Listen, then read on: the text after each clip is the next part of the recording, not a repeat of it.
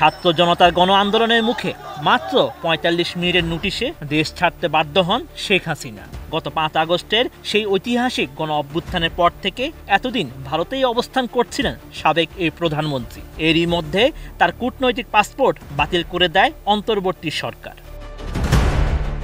এর ফলে ভারতে থাকার বিষয়টি নিয়ে আরও জটিলতা দেখা দেয়। কিন্তু প্রশ্ন হলো, সেখানে আর কতদিন থাকতে পারবেন আওয়ামী লীগের এই সভাপতি? এরপরেই গুঞ্জন ছড়িয়ে পড়ে ভারত থেকে শেখ হাসিনা অন্য কোনো দেশে পাড়ি জমাতে পারেন। তবে ইউরোপ নাকি মধ্যপ্রাচ্য, কোন দেশে যাবেন সে বিষয়ে কোনো তথ্য পাওয়া যাচ্ছিল না। এ নিয়ে ভারত সরকারও স্পষ্ট করে কিছুই জানায়নি। অবশেষে খবর বেরিয়েছে, ভারত ছেড়ে মধ্যপ্রাচ্যের কোনো এক দেশে পাড়ি জমিয়েছেন সাবেক এই প্রধানমন্ত্রী। বাংলাদেশের একটি বেসরকারি স্যাটেলাইট চ্যানেলের অনলাইন পোর্টালে এই নিয়ে একটি সংবাদ প্রকাশ হয়েছে।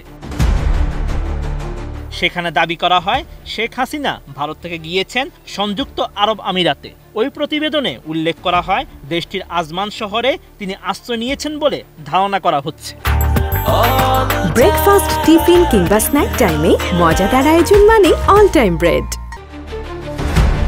প্রতিবেদনে বলা হয়, আরব আমিরাতের আজমান শহরে শামীম ওসমানের নিজের একটি বাড়ি আছে বলে শোনা গেছে।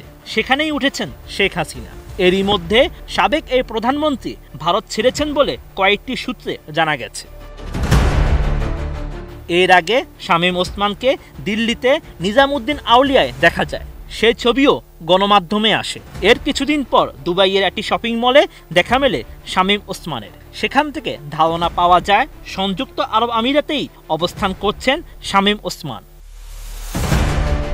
সম্প্রতি তানভীর নামের এক মার্কিন প্রবাসীর সঙ্গে শেখ হাসিনার কথোপকথনের অডিও ভাইরাল হয়। সেখানে শেখ হাসিনাকে বলতে শোনা যায়, তিনি দেশের খুব কাছেই আছেন, যে কোনো সময় তিনি চট করে ঢুকে যেতে পারেন।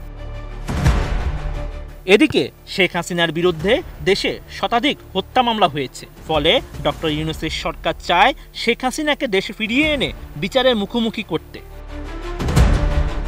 Sheikh Farid, ATN news.